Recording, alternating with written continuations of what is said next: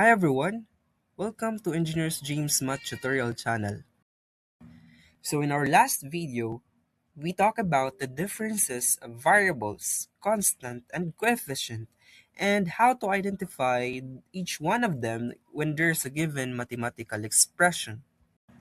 So for this discussion ay pag-uusapan naman natin ang patungkol sa algebraic equation at algebraic expression.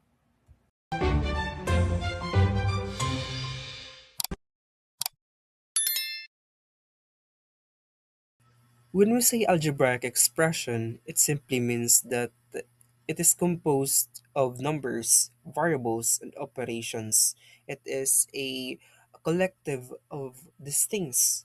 For operations, you have plus, minus, multiply, and divide. And for variables, we use any letters from the alphabet. And numbers, such as constant, coefficients, that is part of the mathematical expression. So let's have an example. Now let's have an example. 10x plus 3x minus 3. First, let us identify the three things: the variables, the operation, and the number. So, what do we notice here? The variable is x. The operations is plus and minus. The numbers here, for the coefficient, we have 10 and 3 for the variable x. And we have negative 3 for constant.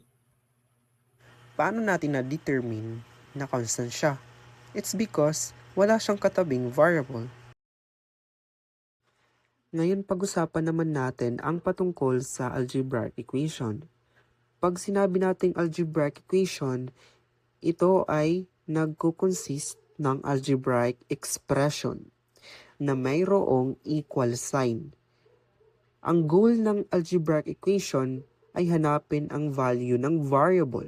Kaya nga may equal sign kasi nga ito yung kumbaga ito yung naghahanap or ito yung nagdidikta na meron ng value ang isang variable kasi unknown yung isang variable.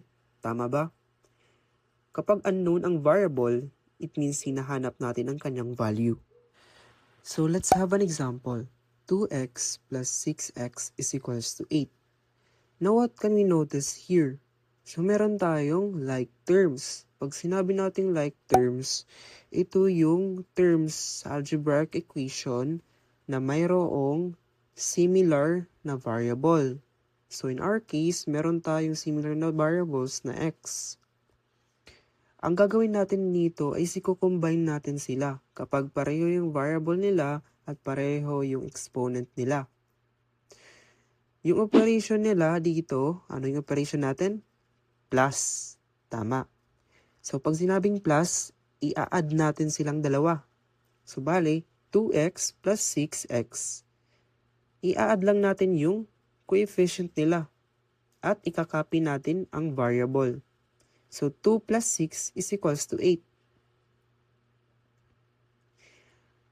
So, para masimplify pa natin at mahanap natin ang value ng x, i-divide natin yung coefficient ng variable x both sides. Pag sinabi natin both sides, i-divide natin by 8 yung sa left side at saka sa right side para ma-eliminate yung coefficient ng variable x.